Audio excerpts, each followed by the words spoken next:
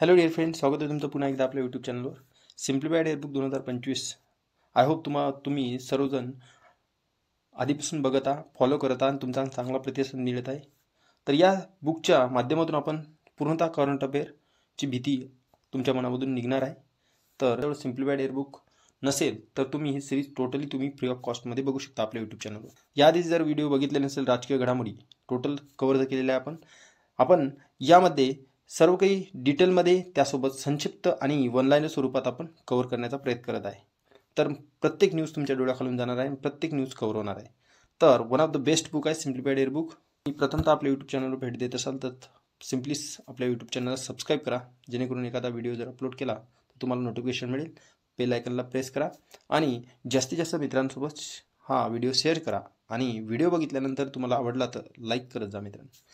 तर बघा, GST संबंधित मंत्रिगट म्हणते. आता राहिलेली जी काही आपण आर्थिक घडामोडीमध्ये हे पार्ट 3 बघत आहे आपण. जर ते पार्ट 1 पार्ट 2 बघितला नसेल तुम्ही तर तुम्हाला आपल्या प्लेलिस्टमध्ये अवेलेबल आहे. GST संबंधित मंत्रिगट. GST संबंधित मंत्रिगट यामध्ये मग काय आहे की या GST संबंधित मंत्रिगटाची पुनर्रचना करण्यात आलेली आहे. मग आता पुनर्रचना केली तर याच्या संयोजकपदी बिहारचे उपमुख्यमंत्री सम्राट चौधरी यांची नियुक्ती करण्यात आलेली आहे. लक्षात असू द्या. GST काय आहे मग, GST सवलतीचा आढावा घेणे, GSTतून जे काही मिळणारा महसूल आहे त्या महसुलात वाढ करणे, यासाठी हे मंत्रिगट स्थापन करण्यात आला. कधी तर 2021मध्ये मंत्रिगट स्थापन करण्यात आला आणि याची GST दर सुसूत्रीकरणाची जी काही समस्या आहे हे दुसऱ्यांदा त्याच्यामध्ये पुनर्रचना करण्यात आली. आता एवढं सारी तुम्हाला जर बघितलं तर या पॅरेग्राफमध्ये एवढ्या महत्त्वाच्या बाबी, या 3 ते 4 महत्त्वाच्या बाबी आहेत. बाकी तुम्हाला पॅरेग्राफ वाचायची गरज पडणार नाही. हेच फायदा आहे आपल्या या सिरीजचा. तर तुम्ही हे अशा पद्धतीने तुम्ही स्वतः नोट्स पण काढू शकता लेक्चर स्वरूपात, लेक्चर चालू असताना, आणि क्विकली रिवाईज होईल तुमचे. तर UK India infrastructure financing bridge आहे. आता UK India infrastructure financing bridge, आता यामध्ये तुम्हाला काय विचारणार आहे, UK India infrastructure financing bridge कोणाकोणामध्ये आहे, कोणत्या दोन देशादरम्यान आहे, नावच आहे UK आणि इंडिया. यामध्ये काय आहे, हे अनावरण कशासाठी केले तर कुठेतरी व्यावसायिक सेवा हे सहकार्य मिळावं, बळकटी व्हावी दोन देशामध्ये व्यापाराची, आर्थिक व्यापाराची, याबद्दल आहे.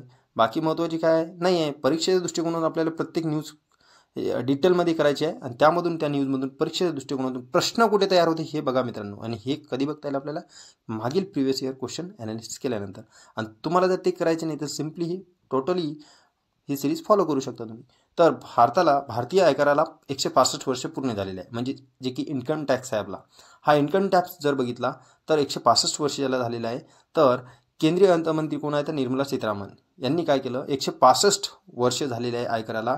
त्याच्या स्मरणार्थ माय स्टॅम्प 165 हे आयकर दिवस, या दिवशी हे माय स्टॅम्प 165 हे एक प्रकारचा स्टॅम्प जारी केलेला आहे. मग माय स्टॅम्प 165 हे एक आयकराशी संबंधित हे स्टॅम्प जारी केलेला आहे आयकराला 165 वर्ष पूर्ण झाल्यावर. म्हणून जर बघितलं आपण तर हे आयकर जर बघितला तर हे लागू कधी करण्यात आला होता तर 1860मध्ये सर जेम्स विल्सन यांनी भारतात आयकर लागू केला होता, इन्कम टॅक्स. आता आयकर दिवस कधी साजरा केला जातो तर 24 जुलै हे आयकर दिन साजरा केला जातो. तर यावेळेसचा 165वा आयकर दिन आहे आणि या 165 वर्षानिमित्त माय स्टॅम्प हे नवीन स्टॅम्प जारी करण्यात आला. बघा, या न्यूजमध्ये पण 3 ते 4 महत्त्वाच्या न्यूज होत्या. आणि हे तुम्ही पॅरेग्राफ न वाचता तुम्ही हे न्यूज जरी कलेक्शन केल्या आणि रिवाईज केला स्वतःच्या नोट्समध्ये तरी खूप फायदा मित्रांनो. या सिरीजच्या माध्यमातून फक्त आपल्याला एकच करायचं की आपला स्वतःचा वेळ वाचवायचा. परीक्षेच्या संदर्भात खूप महत्त्वाचा वेळ आहे. तर रिलायन्स इंडस्ट्री लिमिटेड विक्रम. आता रिलायन्स इंडस्ट्रीचा मोठा विक्रम झालेला आहे. तर देशाच्या संदर्भात काही विक्रम, पर्यावरणाच्या संदर्भात काही विक्रम केलेला आहे का, नाही आहे. मग हे काय तर 10 लाख कोटीच्या पुढे जाणारी ही पहिली भारतीय कंपनी ठरलेली आहे रिलायन्स इंडस्ट्रियल. हे माहीतच आहे सर.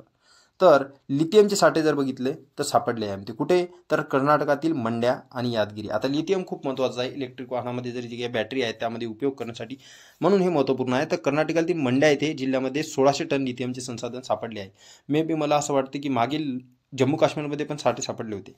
तर असो, तर यावेळेस कर्नाटकच्या मंड्या आणि यादगिरी या जिल्ह्यामध्ये लिथियमचे साठे 1600 टन लिथियम संसाधने सापडली आहे. तर 1817मध्ये जर बघितलं आपण तर जॉन ऑगस्ट अर्फेडवेटसन याने लिथियम मूलद्रव्याचा शोध लावला. आता बघा, इथे GSचा पार्ट पण जे कव्हर झालेला आहे तुमचा प्रश्न की लिथियमचा शोध लावणारा कोण आहे तर जॉन ऑगस्ट, लक्षात असू द्या. तर हेच आपली या बुकची खासियत आहे की यामध्ये तुम्हाला GSचा पण काही क्वेश्चन्स रिलेटेड तुम्हाला पार्श्वभूमी बघायला मिळते. तर एअर इंडिया विस्ताराचे काय विलिनीकरण. आता बघा, सिंगापूरची एअरलाइन्स जी विस्तार आहे आणि हिच्या सोयीने आता जे काही एअर इंडिया आहे, एअर इंडिया आणि विस्तारा यांचे काय विलिनीकरणाचे काय शेवटचा टप्पा होता ते पूर्ण आता मंजूर झालेला आहे. तर लक्षात द्या, एअर इंडिया आणि विस्ताराचे विलिनीकरण आहे. आणि विस्तारा जर बघितलं सिंगापूरची एअरलाईन कंपनी, आणि ही सिंगापूर एअरलाइन्स ही भारतीय वाहन कंपनीमध्ये हे भागीदारी असलेली एकमेव परदेशी विमान कंपनी आहे. बाकी महत्त्वाचं काहीच नाही आपल्याला या न्यूजमध्ये. आर्थिक केंद्रासाठी जर बघितलं तर सामंजस्य करार करण्यात आला. तर हे काय मग, हे भानगड तुम्हीच वाचा मित्रांनो, व्हिडिओ पॉज करून बघू शकता, मला तर इम्पॉर्टंट वाटत नाही त्यामध्ये. तर बघा, बँक निधी आकर्षित करण्यास गुजरात जे हे राज्य काय अव्वल आहे. तर बघा, आता बँकेचा निधी आकर्षित करण्यासाठी गुजरात हे अव्वल राज्य आहे. कशासाठी? कारण की नवनवीन प्रकल्प निधी आणण्यामध्ये गुजरात अव्वल झालेला आहे. 154 प्रकल्प निधी प्राप्त झालेला आहे गुजरातला. मग याआधी जर बघितलं आपण तर उत्तर प्रदेश हे 1 नंबर होतो, त्याला मागे टाकत आता गुजरातने हे अव्वल क्रमांक पटकावलेला आहे. तर कारण की प्रकल्प वेगवेगळे गुजरातमध्ये हे होतात आणि त्यासाठी प्रकल्पासाठी निधी लागतो, आणि हे निधी आकर्षित करणारं पहिलं गुजरात अव्वल राज्य ठरले आहे. त्यानंतर उत्तर प्रदेश, मग त्यानंतर कोणतं आहे? महाराष्ट्र आणि आंध्र प्रदेश आणि कर्नाटक. हे क्रम लक्षात असू द्या. तर ओलाला PLI प्रमाणपत्र. आता ओला हे जे की औद्योगिक असतात, ओला, उबर झालं, यासाठी ओलाला काय PLI प्रमाणपत्र मिळालेलं आहे. 4 इलेक्ट्रिक स्कूटरसाठी प्रोडक्ट लिंक इन्सेंटिव्ह हे काय एक प्रकारचं प्रमाणपत्र जारी केलेलं आहे. तर हे प्राप्त करणारी ओला हे एकमेव इलेक्ट्रिक वाहन निर्माता बनलेली आहे. आता इलेक्ट्रिक वाहन निर्माता बनलेली आहे म्हणून तिला PLI प्रमाणपत्र मिळालेलं आहे, लक्षात असू द्या. बाकी जर बघितलं पुढे तर अमूल जगातील सर्वात मजबूत फूड ब्रँड बनलेला आहे. आता जगातील फूडच्या संदर्भात ब्रँड जर म्हटलं तर अमूल हे जगातील सर्वात मजबूत फूड ब्रँड बनलेला आहे. आता या अमूलचं जर बघितलं आपण, मग नेमकं काय आहे तर ब्रँड स्ट्रेंथ इंडेक्स म्हणजेच BSI 100 पैकी 91 गुण असून या कंपनीला AAA+ रेटिंग मिळालेलं आहे. तर जगातील सर्वात मजबूत फूड ब्रँड म्हटलं तर अमूल, पण अव्वल स्थानावर जर म्हटलं तर नेस्ले हे मौल्यवान फूड ब्रँड आपले अव्वल स्थान कायम ठेवलेले आहे. तर अमूलचा जर बघितलं तर 100 पैकी 91 स्थानावर आहे. तर अव्वल म्हटलं तर कोण आहे तर नेस्ले हे महत्त्वपूर्ण आहे फूड ब्रँड. बघा, पुढे जाऊया आपण, महत्त्वपूर्ण न्यूज आहेत ते लवकर कव्हर करण्याचा प्रयत्न करूया. तर बघा मित्रांनो, ॲमेझॉन काय रिफॉरेस्टेशन लिंक आउटकम बॉन्ड. आता हे बॉन्ड जर बघितलं ॲमेझॉनसाठी काय आहे, एक जागतिक बँकेची जे काही कर्ज देणारी शाखा आहे. कोण देत असते जागतिक बँके थ्रू कर्ज? शाखा international bank for reconstruction and development, IBRD. मग हे काय, आता ॲमेझॉनला जे काही कर्ज देणार ते बॉन्ड जारी करणार, हे भानगड आहे. बाकी दुसरं काही या न्यूजमध्ये नाही महत्त्वाचं. कृषी निर्यातीत भारत 8व्या स्थानी आहे. कृषी निर्यातीत जर बघितलं तर 2022 मधील $55 अब्जवरून 2023 $51 अब्ज इतकी घसरण होऊनही भारत हा कृषी निर्यातीत 8व्या स्थानी आहे, लक्षात असू द्या. आता भारत हा कृषीप्रधान देश आहे आणि आपल्याला असं वाटते की कृषी निर्यातीत भारत हा पहिल्या स्थानी असेल असं वाटणारच आपल्याला, पण कृषी निर्यातीत जर बघितलं तर 2022 नुसार 23 जर घसरण झाली तरी पण 8व्या स्थानी आहे. मग आता कृषी निर्यातीत बाबतीत इतर देश कोणते आहेत? मग प्रथम क्रमांकावर EU म्हणजेच UAE, त्यासोबत जर बघितलं तर अमेरिका, त्यानंतर ब्राझील आणि चीन, हे 4 देश लक्षात ठेवा. आणि 8व्या क्रमांकावर भारत हा कृषीप्रधान देश असूनही 8व्या स्थानी आहे निर्यातीच्या बाबतीत. तर बघा, आता पुढील न्यूज महत्त्वपूर्ण आहे. अमेरिका भारताचा दुसरा मोठा LNG पुरवठादार आहे. आता 2023 अमेरिका हा भारताचा द्रवीभूत नैसर्गिक वायू म्हणतात त्याला, LNG हे दुसरा सर्वात मोठा पुरवठादार म्हणून उदयास आलेला आहे. आता सर्वात जास्त आपण LNG जर बघितलं तर अमेरिकेकडून पुरवठा आपल्याला अमेरिका करते. आणि त्यानंतर जर बघितलं तर भारत काय आहे, मग भारत सर्वात मोठा LNG पुरवठादार राहिला आहे 5 वर्षात. भारताचा कोण? अमेरिका. पण भारत जगातील 4था सर्वात मोठा LNG आयातदार आहे ना. सर्वात मोठा 4था आयातदार LNGच्या बाबतीत भारत आहे, पण पुरवठादार भारताचा सर्वात मोठा अमेरिका आहे. बाकी हे डेट लक्षात, म्हणजे जे काही फॅक्ट आहेत, 3.9 दशलक्ष टन LNG निर्यात केली भारताला, हे महत्त्वाचं नाही. आता अणुऊर्जा स्थापित क्षमता होणार तिप्पट. आता अणुऊर्जा स्थापित क्षमता होणार तिप्पट, हे भरपूर सारे मेगावॅट जे काही अणुऊर्जा प्रकल्प स्थापित झालेले आहे. तर हे एवढे सारे आपण जर वाचत बसलो तर काय नेमकं आयोगाला जर बघितलं तर काही पर्यावरणाचे रिलेटेड काही संबंधित काही असेल तर वेगळं कार्य केलं असेल प्रकल्पाने तर त्या महत्त्वपूर्ण ठरू शकतात आपल्याला. बाकी स्किप करून तुम्ही वाचू शकता. मग तुम्हाला कळेल की महत्त्वाचं होतं की नाही. मी का स्किप करत आहे, कारण की जेवढे तुम्ही प्रश्न बघाल मागील वर्षाचे तेवढे तुम्हाला प्रत्येक न्यूज कोणती स्किप करायची लवकरात लवकर कळेल. तेच तर प्रॅक्टिस आहे मग करंट अफेअरची. तर पहिली एकात्मिक कृषी निर्यात सुविधा. देशाची कृषी निर्यात आणि आयात क्षमता वाढवण्यासाठी मुंबईच्या जवाहरलाल नेहरू बंदरावर भारतातील पहिली एकात्मिक कृषी निर्यात सुविधा उभारण्यात आलेली आहे. मग तुम्हाला सिम्पली विचारू शकते, पहिली म्हटलं की महत्त्वाची. पहिली एकात्मिक कृषी निर्यात सुविधा जर म्हटलं तर खालीलपैकी कोणत्या बंदरावर सुविधा उभारण्यात आलेली आहे, तर ही मुंबईच्या जवाहरलाल नेहरू बंदरावर. आता बाकी यामध्ये काय महत्त्वाचं आहे का नाही, इथूनच प्रश्न एक येतो ऑनलाईन स्वरूपात. बाकी कशाला वाचायचं. तर पुढे बघा आता LTCG कर. LTCG कर म्हणजे चालू आर्थिक वर्षासाठी सादर केलेला आहे निर्मला सीतारामन यांनी. तर दीर्घकालीन भांडवल लाभ करात काय म्हटलेलं आहे की 12.5% हे काय वाढ करून ते आता जे 2.5% त्यामध्ये वाढ झाली, आता तर 12.5% आहे LTCG कर. आणि ह्यामध्ये 10% हे एक प्रकारचं काय LTCG लागत असते. यामध्ये काय सर्व काही तुम्ही तुमच्या जे काही गुंतवणुकीच्या विक्रीतून उत्पन्न आहे त्या उत्पन्नावर भरला जातो. हेच एवढं महत्त्वाचं आहे LTCG कर, जे की उत्पन्नावर भरला जातो. आता नीती गिअर शिफ्ट चॅलेंज. आता नीती गिअर शिफ्ट चॅलेंज काय आहे, हे सारं यामध्ये नीती आयोगाशी संबंधित दिलेलं आहे. नीती गिअर शिफ्ट चॅलेंज सुरू करणारं आणि नीती आयोगाने गिअर शिफ्ट चॅलेंज असं सुरू केलं. यामध्ये वेगळं काही आहे का विचारण्यासारखं नाही, तर तुम्ही हे वाचू शकता. तर बघा, सेंद्रिय उत्पादनासाठी परस्पर ओळख करार. आता एवढ्या साऱ्या महत्त्वाच्या न्यूज आहेत, ते सोडून हे अशा पद्धतीचे काही किचकट वेगळ्या न्यूज येणार का, जे की काही एक एक कुठेतरी एक आश्चर्य करण्याची गोष्ट असली पाहिजे त्या न्यूजमध्ये. हेच महत्त्वाची असते आयोगाला. आणि त्यासोबत जर बघितलं आता आपण सेंद्रिय उत्पादनासाठी परस्पर ओळख करार. आता सेंद्रिय उत्पादनासाठी परस्पर ओळख करार, सेंद्रिय उत्पादन महत्त्वपूर्ण आहे. तर सेंद्रिय उत्पादनासाठी परस्पर ओळख करार हे कोणत्या दोन देशांदरम्यान आहे, तर भारत आणि तैवान. सेंद्रिय उत्पादनासाठी परस्पर करार झालेला आहे. कोणासोबत केला, भारताने तैवानसोबत केलेला आहे. मग आता 8 जुलै 2024 रोजी नवी दिल्ली येथे तैवानसोबत 9व्या कार्यगटाच्या व्यापार बैठकीदरम्यान लागू करण्यात आला आहे. आणि सेंद्रिय उत्पादनासाठी हा पहिला द्विपक्षीय करार आहे, म्हणून मोस्ट इम्पॉर्टंट आहे. तर कोणती न्यूज कशा पद्धतीने वाचन करायची, कशा पद्धतीने कोणते न्यूज आपल्याला परीक्षेच्या दृष्टिकोनातून महत्त्वाचे नाही ते स्किप करता आलं पाहिजे. तर बघा, स्थलांतर आणि विकास संक्षिप्त अहवाल आहे, हे तुम्ही बघा काय आहे नेमकं भानगड. तर जिल्हा खनिज प्रतिष्ठान गॅलरी, आता बघा ही जिल्हा खनिज प्रतिष्ठान गॅलरी जर म्हटलं तर केंद्रीय खान मंत्री आहे. कोण आहेत केंद्रीय खान मंत्री? किशन रेड्डी. हे GSचा पार्ट आहे, तर लक्षात असू द्या अशा मंत्री वगैरे. तर त्यामध्ये दिल्लीतील शास्त्री भवन येथे काय जिल्हा खनिज प्रतिष्ठान गॅलरीचे उद्घाटन केलेले आहे. कुठे? नवी दिल्लीमध्ये शास्त्री भवन येथे जिल्हा खनिज प्रतिष्ठान गॅलरीचे उद्घाटन करण्यात आलेले आहे. नवी दिल्लीच्या संदर्भात जर म्हटलं तर देशाची राजधानी आहे, तर हे संदर्भात आपल्याला न्यूज महत्त्वाचे असतात आणि ते परीक्षेमध्ये बघायला मिळतातच. आणि वित्त आयोगाद्वारे आता सल्लागार परिषद स्थापन करण्यात आलेली आहे. बघा, वित्त आयोगाद्वारे सल्लागार परिषद स्थापन करण्यात आली. याआधी आपण GST मंत्रिगट बघितला, त्याच्या संयोजकपदी कोण आहे? बिहारचे उपमुख्यमंत्री चौधरी. आणि यावेळेस बघा, वित्त आयोगाचे सल्लागार परिषद स्थापन करण्यात आलेली आहे 9 जुलै 2024 रोजी. का 16व्या वित्त आयोगाने हे केलेले आहे, तर ह्या आयोगाला सल्ला देण्यासाठी काय म्हटलेलं आहे की या सल्लागार परिषदेच्या संयोजकपदी कोणाची नियुक्ती करण्यात आलेली. मग याआधी GST मंत्रिगट संयोजकपदी कोण होतं? तर चौधरी, बिहारचे उपमुख्यमंत्री. आणि यावेळेस आता वित्त आयोग सल्लागार परिषदेची संयोजकपदी कोणाची नियुक्ती आली? पूनम गुप्ता यांची नियुक्ती झालेली आहे. बाकी अर्थतज्ञ तुम्ही वाचू शकता, मला महत्त्वपूर्ण वाटत नाही. तर राष्ट्रीय मुद्रीकरण पाईपलाईन. आता राष्ट्रीय मुद्रीकरण पाईपलाईन काय आहे, मग नेमकं काय आहे, सर्व काही फॅक्ट आहे ते यामध्ये. आणि एवढ्या फॅक्ट काय सर्व काही महत्त्वपूर्ण आपल्याला आवश्यक नाही. तर डिजिटल भारत निधी. बघा, आता डिजिटल भारत निधी यामध्ये काय, डिजिटल भारत निधी हे कार्यान्वित करण्यात आलेला आहे म्हणते, म्हणजेच जे काही दूरसंचार विभागाने.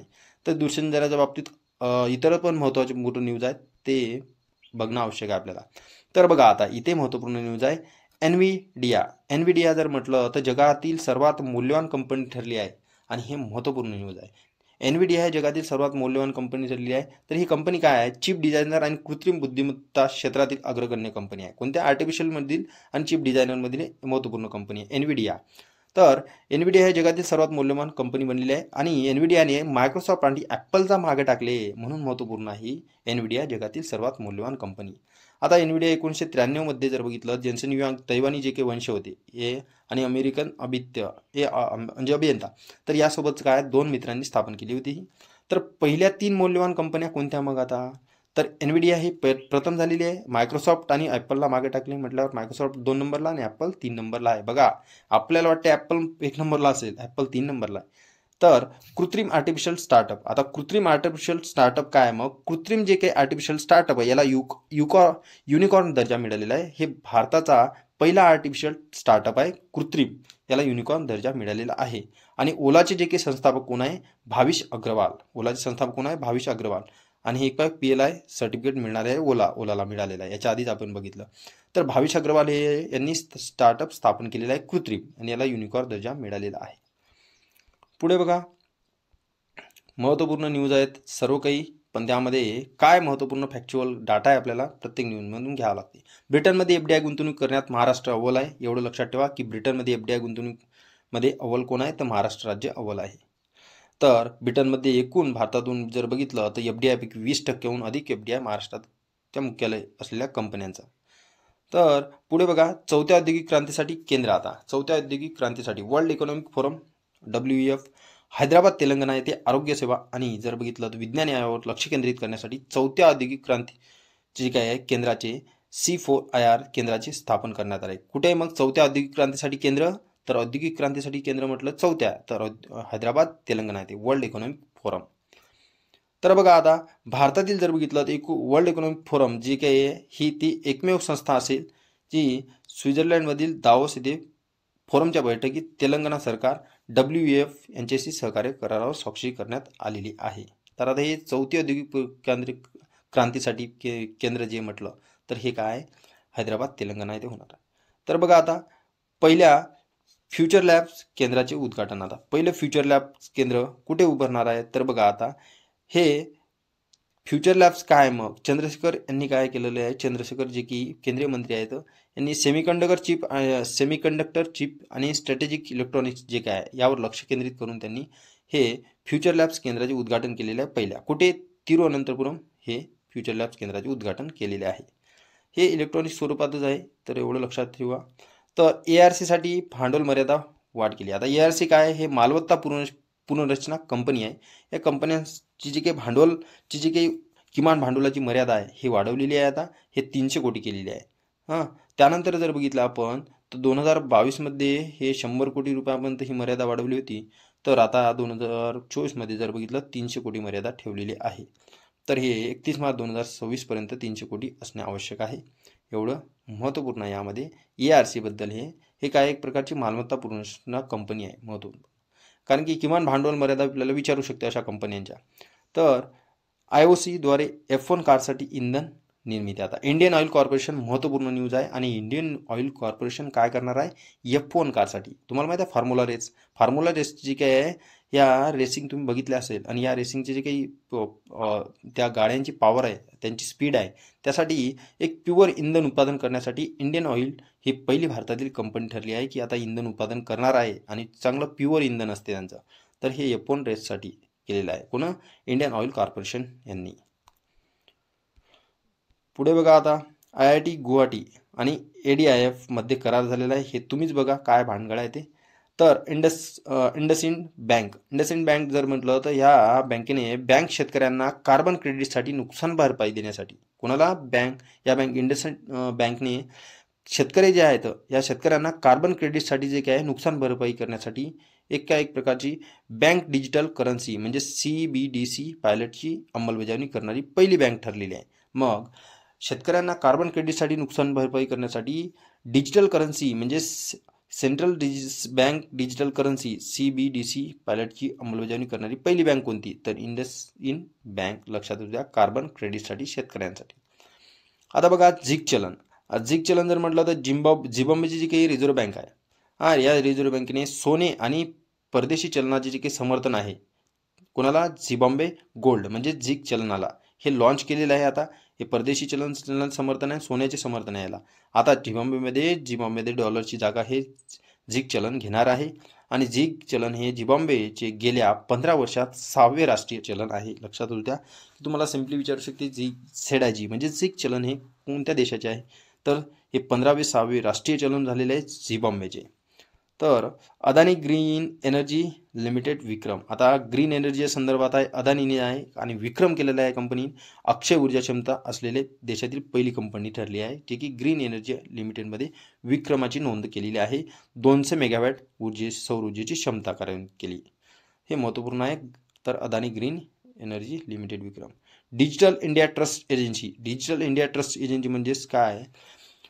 तर डिजिटल इंडिया ट्रस्ट एजन्सी हे रिझर्व्ह बँकने बेकायदेश कर्ज ॲप्स सारख्या सायबर गुन्ह्यांना आळा घालण्यासाठी, कोणासाठी? सायबर गुन्ह्यांना आळा घालण्यासाठी डिजिटल इंडिया ट्रस्ट एजन्सी ही जर बघितलं तर हे ॲप्स कोणी तयार केलेले आहेत? तर मग हे बेकायदेशीर जे काही कर्ज आहे त्या ॲप्सना सायबर गुन्ह्यांना आळा घालण्यासाठी हे एजन्सी म्हणजेच डिजिटल इंडिया ट्रस्ट एजन्सी स्थापन करणार आहे. कोण? Reserve bank of India. तर डिजिटल कर्ज ॲपची तपासणी करण्यासाठी एक केंद्रीय हब म्हणून काम करेल. आता NRL पहिले विदेशी कार्यालय उघडणार आहे. म्हणजे भारताची जे काय नुमालीगड रिफायनरी लिमिटेड हे आता एक प्रकारचं काय विदेशी जे काय पहिलं NRL उभारणार आहे परदेशात. कुठे? बांगलादेशमध्ये. राजस्थानमध्ये लोहखनिजाचे साठे आहे. त्यानंतर जर बघितलं आपण याच्या आधी कर्नाटकमध्ये आपण लिथियमचे साठे बघितले. तर आता राजस्थानमध्ये लोहखनिजाचे साठे कैरोली जिल्ह्यातील हिंडोन लोहखनिजाचे साठे सापडलेले आहे. तर हे आपल्याला एवढं महत्त्वाचं नाही, पण असू द्या, राजस्थानमध्ये लोहखनिज बघायला मिळतो आपल्याला. आता 4 शहरांसाठी आर्थिक परिवर्तनाची योजना तयार केलेली आहे. कोणी केलेली आहे मग हे 4 शहरांसाठी आर्थिक परिवर्तनाची योजना? नीती आयोगाने. मुंबई, सुरत, वाराणसी आणि विशाखापट्टणम. महत्त्वपूर्ण आहे. मुंबई, सुरत, वाराणसी आणि विशाखापट्टणम. मी तुम्हाला विचारू शकते नीती आयोगाने खालीलपैकी कोणत्या 4 शहरांसाठी आर्थिक परिवर्तनाची योजना तयार केलेली आहे? तर मुंबई, सुरत, वाराणसी आणि विशाखापट्टणम. बाकी तर महत्त्वाचं काहीच नाही वाटत यामध्ये, तुम्ही तेवढंच लक्षात ठेवा. हल्दिया पेट्रोकेमिकल्स लिमिटेड काय केलेलं आहे? तर बघा आता हल्दिया पेट्रोकेमिकल्स लिमिटेड जे आहे हे काय आहे मग? हे आपल्याला भारतातील पहिली ISO पेट्रोकेमिकल संस्था बनलेली आहे. बाकी काय नेमकं हे अशा प्रकारच्या न्यूज येतच नाहीत मित्रांनो. पण कसं आहे, तुम्हाला वाटलं नाही पाहिजे की प्रत्येक न्यूज स्किप करत आहोत. पहिले प्रमाणित हरित नगरपालिका बॉन्ड. गुजरातच्या वडोदरा महानगरपालिकेने काय केलेलं आहे? पहिले प्रमाणित हरित नगरपालिका बॉन्ड आहे. तर हरित पर्यावरणाच्या संदर्भात आहे आणि पहिले आहेत म्हणून लक्षात ठेवा. गुजरातच्या वडोदरा महानगरपालिकेने पहिले हरित नगरपालिका बॉन्ड जारी केलेले आहे. तर शाश्वत पाणी आणि पायाभूत सुविधांसाठी आशियातील पहिले प्रमाणित हरित बॉन्ड आहे म्हणून महत्त्वपूर्ण आहे हे. तर 100 रुपयाने हे एक प्रकारचं काय त्यामध्ये उभारणी बघायला मिळते आपल्याला. तर बघा हे महत्त्वपूर्ण आहे की हे ग्रीन म्युनिसिपल बॉन्ड आहे, ते नगरपालिका गुजरातची वडोदरा. तर त्यामध्ये आता पुढे जर बघितले आपण राज्यासाठी धोरण डिजिटल प्लॅटफॉर्म. तर आता धोरण डिजिटल प्लॅटफॉर्म काय आहे मग? तर हे एक प्रकारचं का नीती आयोगाच्या नीती फॉर स्टेट्स डिजिटल प्लॅटफॉर्मचे अनावरण केलेले आहे नीतीने. तर राज्यांसाठी धोरण डिजिटल प्लॅटफॉर्म हे नीती आयोगाने केलेले आहे. मग या प्रकल्पांतर्गत जर म्हटलं तर पहिल्या टप्प्यात उत्तर प्रदेश, राजस्थान, आसाम, महाराष्ट्र या राज्यांचा पायलट प्रोजेक्ट समावेश आहे. तर एक प्रकारची एक विकसित strategy कक्षा आहे एक प्रकारचा. तर आता NUCFDC ची स्थापना झालेली आहे. हे राष्ट्रीय नागरी सहकारी वित्त आणि विकास मंडळ लिमिटेड आहे. तर याची स्थापना केलेली आहे सहकारी बँकांना विशेष सेवा सुनिश्चित करण्यासाठी. बस एवढंच आहे, बाकी तर काही नाही आहे.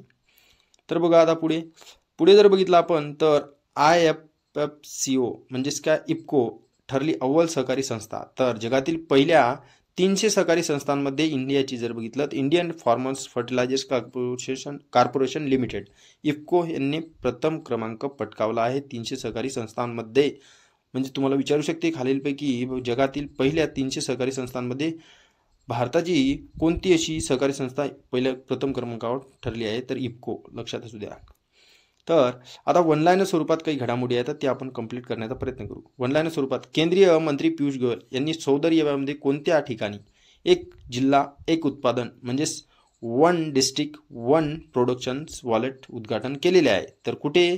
तर एक जिल्हा एक उत्पादन वॉलेटचे उद्घाटन रियादमध्ये केलेले आहे, हे सौदी अरेबियामध्ये. पंजाब नॅशनल बँक PNB कोणत्या ठिकाणी प्रतिनिधी कार्यालय स्थापन करणार आहे? तर केले आहे. तर कुठे केले आहे? UAE पंजाब नॅशनल बँकेने.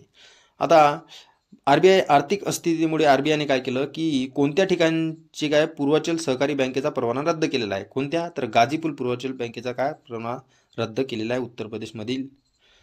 आता बघा कोणते पेमेंट सोल्युशन प्रोव्हायडर आहे, जे की पेमेंट सोल्युशन प्रोव्हायडर करते आपल्याला, तर त्यासाठी पेमेंट ॲग्रिगेटर पी ए म्हणून काम करेल, तर ते आहे सब पैसा. हे एक पेमेंटचं एक प्रकारचं फोनपे प्रमाणे असते, तर त्याला काय एक प्रकारचं पेमेंट ॲग्रिगेटर पी ए म्हणून काय RBIने मंजुरी दिलेली आहे, तर ती आहे सब पैसा. रिझर्व्ह बँकेने पुरेसे भांडवल आणि कमाईची शक्यता नसल्याने कोणत्या शहरातील सिटी सहकारी बँकेचा परवाना रद्द केलेला आहे, तर मुंबई शहरातील सिटी सहकारी बँकेचा परवाना रद्द केला. हे अतिशय महत्त्वपूर्ण आहे. आता इथे एडी जे काय म्हणजेच ADB म्हणजेच आशियाई विकास बँकेने तर इंजई समूहासाठी जर बघितलं 400 मेगावॅट सौर फोटो व्होल्टेइक ऊर्जा प्रकल्प बांधण्यासाठी एक कर्जाची व्यवस्था केलेली आहे. तर कुठे आहे मग हे, तर सुरेंद्रनगर गुजरातमध्ये. आता बघा इथे काय म्हटलेलं आहे, तर युनिफाईड पेमेंट इंटरफेस म्हणजे UPI सुविधा राबवणाऱ्या NPCI इंटरनॅशनल पेमेंट्स लिमिटेडने कोणत्या देशातील नेटवर्क इंटरनॅशनल सोबत भागीदारी केलेली आहे, तर NPCIने UPI साठी भागीदारी केलेली आहे UAE सोबत. आता भारत रशियाने कोणत्या वर्षापर्यंत द्विपक्षीय व्यापार 100 अब्ज डॉलर वाढवण्याचे काम सांगितलेले आहे, तर पुढे बघा भारत रशियाने कोणत्या वर्षाचे द्विपक्षीय व्यापार 100 अब्ज डॉलरपर्यंत वाढवण्याचे लक्ष ठेवले आहे, तर 2030 पर्यंत 100 अब्ज डॉलर वाढवायचा भारत आणि रशियामधील द्विपक्षीय व्यापार. कुठे 2030 पर्यंत. कोणती कंपनी टाटाच्या सहकार्याने 2026 पर्यंत भारतातील पहिली H125 हेलिकॉप्टर लॉन्च करणार आहे टाटाच्या सहाय्याने. कोणती कंपनी, तर एअरबस ही कंपनी आता H125 हे भारतातील पहिले हेलिकॉप्टर लॉन्च करेल टाटाच्या सहाय्याने एअरबस. तर आता व्हेल इलेक्ट्रॉनिक्स संबंधित काही म्हटलेलं आहे की जे की झारखंडमध्ये कतरान TVSवर काय आहे ते बघा. तुम्ही व्हिडिओ पॉज करून बाकी न्यूज जे महत्त्वाचे नसतात ते तुम्ही वाचून बघा. तर reserve bank of India RBI कर भरणा करण्यासाठी UPI मर्यादा 1 लाख रुपये होती, आता ती 5 लाख रुपयापर्यंत UPI मर्यादा केलेली आहे रिझर्व्ह बँकेने. आता जर बघितलं आपण तर कोणत्या बँकेने खास महिलांसाठी अवनी नावाची नवीन बचत बँक खाते योजना सुरू केलेली आहे, तर कोणत्या बँकेने महिलांसाठी, तर हे बंधन बँकेने अवनी नवीन बचत बँक खाते योजना सुरू केलेली आहे, अवनी बंधन बँक. आता पुढे महत्त्वपूर्ण नाही आहे, तुम्ही बघू शकता. तर भारताचे के राष्ट्रपती द्रौपदी मुर्मू यांनी कौशल भवन आणि या कौशल विकास आणि उद्योजकता मंत्रालयाच्या नवीन इमारतीचे उद्घाटन नवी दिल्ली येथे करण्यात आलेले आहे. तर कोणत्या कंपनीने संयुक्त अरब अमिरात म्हणजेच ॲडनॉक गॅसची 10 वर्षासाठी 0.5 दशलक्ष टन जे के द्रवीभूत नैसर्गिक वायू आहे LNG हे खरेदी करण्यासाठी करार केला. तर संयुक्त अरबमधील ॲडनॉकसाठी जे काही गॅस आहे तिथून आपण आता खरेदी करायचा, त्यासाठी भारतातील गेल या कंपनीने काय करार केलेला आहे LNG साठी. कोणत्या देशाचे दूरसंचार क्षेत्र 118 कोटी ग्राहकांसह जगातील दुसऱ्या क्रमांकावर झालेले आहे, तर दूरसंचार क्षेत्रामध्ये 118 कोटी ग्राहकासह जगात दुसऱ्या क्रमांकावर भारत आहे. 2024-25 अंतरिम अर्थसंकल्पापूर्वी निर्मला सीतारामन यांनी काय केलं, 24-25च्या अंतरिम अर्थसंकल्पापूर्वी कोणत्या शीर्षकाखाली भारतीय अर्थव्यवस्थेचा 10 वर्षाचा आढावा सादर केलेला आहे, तर कोणत्या शीर्षकाखाली, तर भारतीय अर्थव्यवस्था एक पुनरावलोकन हे शीर्षकाखाली. आता केंद्रीय मंत्रिमंडळाने काय केलेलं आहे, अवकाश क्षेत्रासाठी FDIची जी काही मर्यादा आहे म्हणजे किती टक्क्यापर्यंत ठेवलेली आहे, तर 100% FDI गुंतवणूक करू शकतो आपण अंतराळ क्षेत्रामध्ये, फॉरेस्ट इन्व्हेस्टमेंट आपण. तर भारतीय रिझर्व्ह बँकेने तर लघुवित्त बँकासाठी म्हणजेच किमान भांडवल आवश्यकता किती रुपये केली आहे, तर लघुवित्त बँकेसाठी 200 कोटी रुपये किमान भांडवल मर्यादा केलेली आहे. हे महत्त्वपूर्ण ठरू शकते मित्रांनो. तर त्यामध्ये जर बघितलं आता पुढे, तर CBRE म्हणजेच क्रेडल अहवालानुसार भारतातील नोंदणीकृत सूक्ष्म लघु आणि मध्यम उद्योगासाठी MSME कोणते राज्य अव्वल स्थान आहे, तर MSMEच्या बाबतीत जर बघितलं अव्वल स्थान महाराष्ट्र हे राज्य आहे. तर अशा पद्धतीने हे महत्त्वपूर्ण न्यूज होत्या मित्रांनो, आणि ह्या न्यूज आपल्याला अतिशय महत्त्वपूर्ण ऑनलाईन स्वरूपात बघू शकतो आपण. इथे आपला जे काय आहे हे जे करंट अफेअरची आर्थिक जे काही घडामोडी आहे त्यामधील आपण ऑनलाईन स्वरूपात घडामोडी बघितल्या, आणि आर्थिक घडामोडी आता आहे आपल्या पूर्णतः कव्हर झालेल्या आहे. पुढील आपण नेक्स्ट पर्यावरणासंदर्भात संरक्षणासंदर्भात घेऊन येऊया घडामोडी. तर व्हिडिओ आवडला तर मित्रांसोबत जास्तीत जास्त शेअर करा मित्रांनो, जास्तीत जास्त लाईक पण करत जा मित्रांनो. तर भेटू आपण नेक्स्ट व्हिडिओमध्ये नेक्स्ट पार्टसोबत. तर thanks for watching this video.